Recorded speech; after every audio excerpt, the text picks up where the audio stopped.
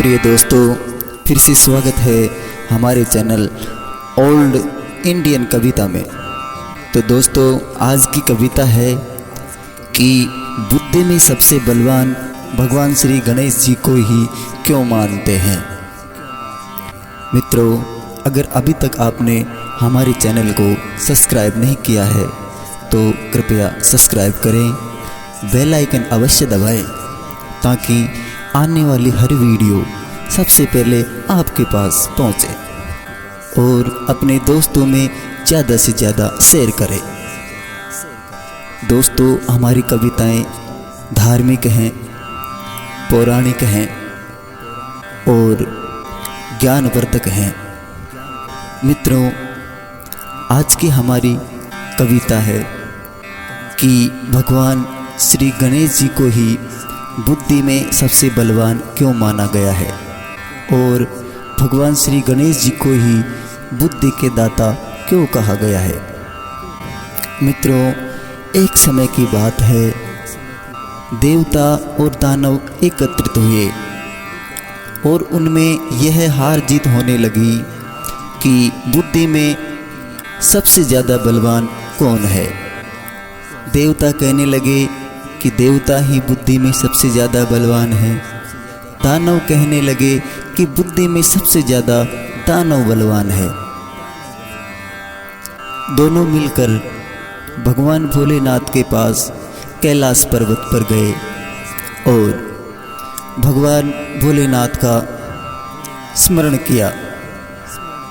भगवान भोलेनाथ प्रकट हुए। सभी ने भगवान भोलेनाथ को नतमस्तक होकर प्रणाम किया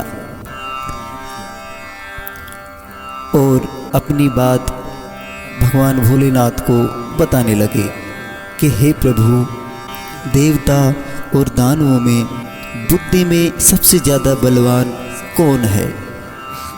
भगवान भोलेनाथ विचार में पड़ गए कि भाई, अब देवताओं को अगर बलवान बता दिया जाए तो राक्षस गुस्सा हो जाएंगे और अगर दानवों को बलवान बता दिया गया तो देवता गुस्सा हो जाएंगे।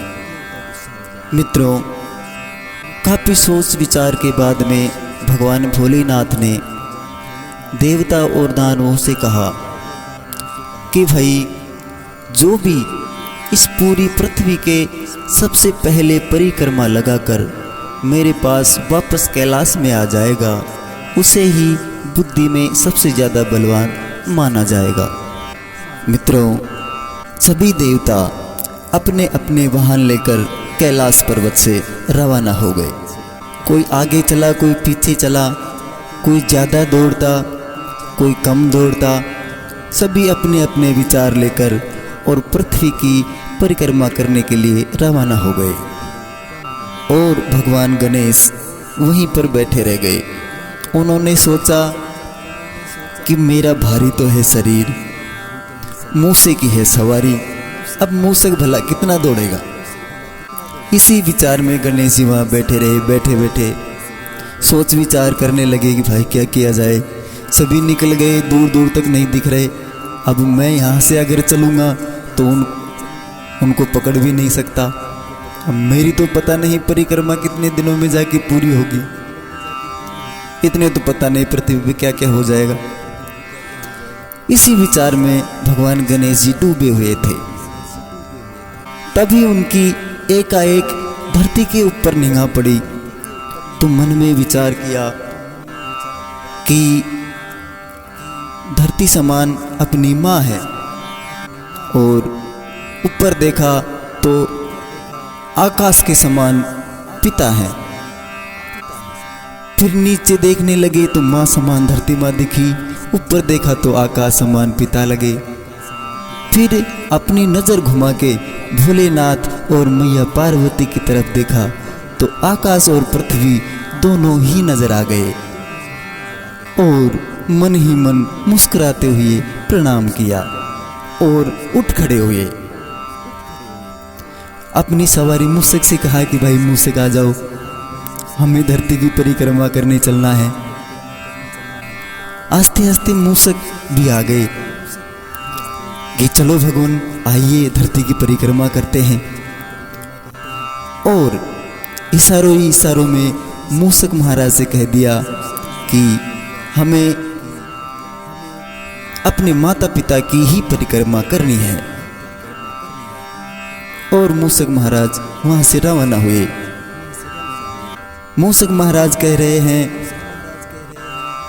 माँ धरती समान पिता आसमान समान, माँ धरती समान तो पिता आसमान समान।